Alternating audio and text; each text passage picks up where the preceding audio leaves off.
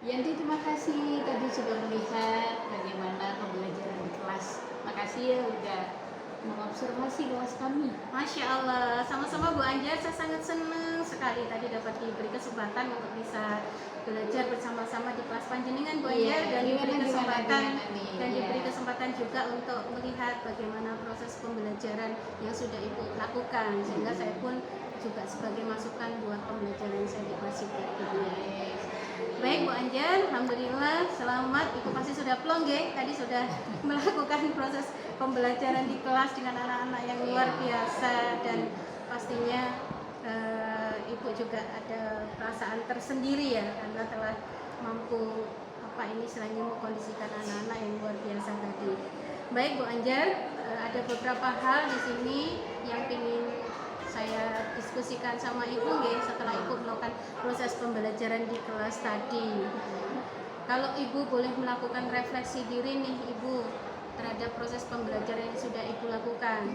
Di awal kan Ibu menyampaikan ya, Ibu punya tujuan pembelajaran yang ingin dicapai, area pengembangan, termasuk strategi yang ingin Ibu implementasikan. Nah itu kalau Ibu boleh melakukan refleksi terhadap pembelajaran yang sudah Ibu lakukan tadi, seperti apa Ibu? Ya, dari refleksi kita tahu bahwa anak-anak kita zaman sekarang ini yang selalu menjadikan keinginan saya, rata-rata mungkin di Kemandirian bisa hampir 90%, yang lainnya masih kurang bimbing dan sebagainya. Untuk religi insya Allah juga bisa. Satu yang mungkin jadi harapan saya adalah di sosial. Kenapa di sosial? Kan begitu. Kalau Ibu tadi lihat bagaimana situasi yang ramai dan sebagainya, kemudian ada pro, ada kontra, kemudian sampai dari sebuah keputusan, dan alhamdulillah tadi tercapai sebuah keputusan. Namun setelahnya itu, kalau kami mengamati kembali, dia kembali pada kelompok-kelompok kecilnya. Nah, artinya apa? Mungkin bisa jadi di luar pembelajaran itu ada tetap lagi rasa tidak setuju atau dan sebagainya, atau mungkin kembali lagi itu bukan bagian dari kelompokku, walaupun tadi sudah deal kan begitu. Ini kenapa sikap-sikap ini seperti itu kadang masih kita temui Ibu, gap-gapan ini. Nah, walaupun sudah kita coba, guru tentunya hafal dong, ini pasti dengan ini sudah kita pisahkan dan sudah seru tadi, tapi kembali ke ini, nanti pembelajaran kembali lagi, duduknya harus dengan ini dan sebagainya. Harapan kami tidak ada hal yang seperti itu. Mereka mau menerima siapapun temannya. Oh, teman A kekurangan ini, ya kita ajak bareng-bareng supaya satu kemampuan. Yang kedua Bu, bahasa Indonesia ini adalah bahasa yang bukan seperti matematika. Bahasa Indonesia itu bagaimana bahasa komunikatif yang melibatkan kesantunan berbahasa. Tentu harapan kami sebagai guru bahasa Indonesia setelahnya adalah sebagai pelajar dia bisa menempatkan sebuah kata-kata, mana yang santun, mana yang tidak. Mana kata-kata ini pantas untuk guru, pantas untuk teman, jadi tidak ada pembulian lagi ya. Artinya apa? Kalau itu santun berbahasa, kalau itu tepat bahasa sesuai dengan ini penempatannya untuk siapa, pasti di situ akan ada kedamaian gitu. Ada rasa menghormati, menghargai orang lain. Nah, karena kesantunan berbahasa itu adalah pola pikir seseorang. Lihat kata kembali lagi, itu adalah pola pikir seseorang. Seperti itu Bu, itu harapan kami ya, untuk anak-anak itu bisa santun berbahasa. Kalau Ibu mungkin mengajar bagaimana di grup WA itu anak-anak kadang ada guru los saja, nah itu yang perlu kita bangun. Seperti itu.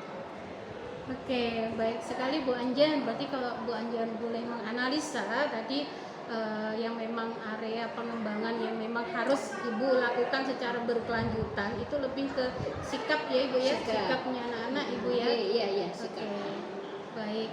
Nah, kemudian nih Bu Anjar, kemudian salah satunya tadi juga Bu Anjar menganalisa ya anak-anak tadi Walaupun di dalam proses pembelajaran sudah coba dilakukan pembelajaran secara beragam, mulai diskusi tadi, masya Allah luar biasa, anak-anak tadi juga sangat antusias saya melihat Ibu Anjar. Kemudian juga anak-anak juga sudah memiliki keterampilan di dalam pengambilan keputusan. Tadi ada yang jadi ketua kelompok, kemudian mereka berbagi tugas untuk sharing, berbagi, termasuk juga walaupun berbeda pendapat, saya pikir anak-anak tadi juga tidak sampai lempar kursi ya Bu Anjar ya. Berarti anak-anak sudah memiliki manajemen diri yang baik ya, serta kesadaran emosi yang baik. Nah, baik nih Bu Anjar. Nah, kemudian rencana tindak lanjut apa nih yang kira-kira akan Bu Anjar lakukan ya? Dan setelah Bu Anjar tadi menganalisa, ternyata walaupun sudah mendapatkan materi resensi yang harapannya anak-anak tadi ada perubahan di sikapnya, tapi ya tampaknya ya memang belum 100% anak-anak ada perubahan sikap. Nah, kemudian rencana tindak lanjut apa yang akan Ibu lakukan di kelas sehingga lambat laun sikap-sikap ini anak-anak akan bisa lebih baik lagi seperti yang Ibu Bandar. Ya, kalau tentu rencana tindak lanjut itu guru menjadi sahabat untuk mereka, guru menjadi konseling untuk mereka, curhatan mereka supaya dia nyaman. Tetapi dengan bagaimana kita juga membatasi, jangan terlalu masuk atau terlalu dekat, nanti artinya nggak ada batasan.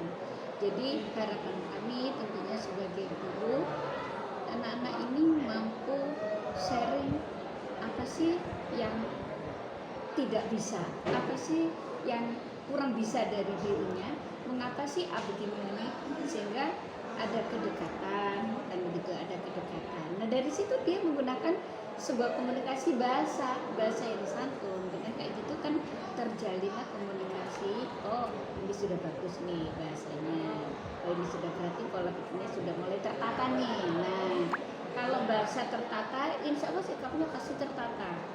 Nggak ada kan orang marah-marah dengan pilihan santun berbahasa, nggak mungkin kan begitu. Jadi seperti itu, kedekatan guru menjadi sahabat itu menjadi target kami, supaya mereka tidak ada merasa bahwa dirinya saya nggak bisa. Baik, berarti rencana tindak lanjut Ibu tatkala di kelas nanti akan mencoba menerapkan metode pembelajaran secara asah-asih dan asah, mungkin begitu Ibu ya, lebih menuntun, membimbing, menjadi sahabat buat anak, begitu ya. Begitu. Baik, kalau dari segi Bu Anjar sebagai seorang guru, dari 3 kompetensi, mulai dari kompetensi profesional, kemudian ada pedagogi, kemudian ada sosial dan spiritual, ini kompetensi apa yang kiranya ingin Ibu tingkatkan nih sehingga Ibu akan mampu mengusung pembelajaran yang lebih baik lagi dan pembelajaran yang berpihak kepada murid Ibu? Ya, kembali lagi, kalau saya rasa kalau pedagogi itu tanggung jawab seorang guru ya, tanggung jawab seorang guru bagaimana ketika bel ya intinya tanggung jawab guru kepada siswa, tanggung jawab guru pada sang pencipta, ya kan begitu. Kalau guru merasa dirinya sebagai pendidik, tentu nggak usah pedagogi, nggak usah diajari secara detail lah, tanggung jawab. Kemudian kalau tanggung jawab secara sosial itu tadi Ibu, bagaimana kita menempatkan diri kita jangan terlalu berbatas dengan siswa, itu mau mendengarkan curhatan mereka, atau boleh sesekali kita minta dinilai oleh siswa. Bagaimana Ibu mengajar hari ini terlalu cepat, tugas-tugasnya saya terlalu banyak atau apa, enggak apa-apa, kita nilai kita. Nah, karena dengan seperti itu kita juga belajar apa keinginan anak. Itu maksudnya ya, di sosialnya kita ajak diskusi mereka. Jadi kita percuma belajar muluk-muluk targetnya tapi nggak tercapai, nggak adanya komunikasi, nggak bisa jalan kan gitu. Mungkin begitu ya, kurikulum merdeka kan pokoknya seperti itu ya dia. Ini yang ahlinya nih.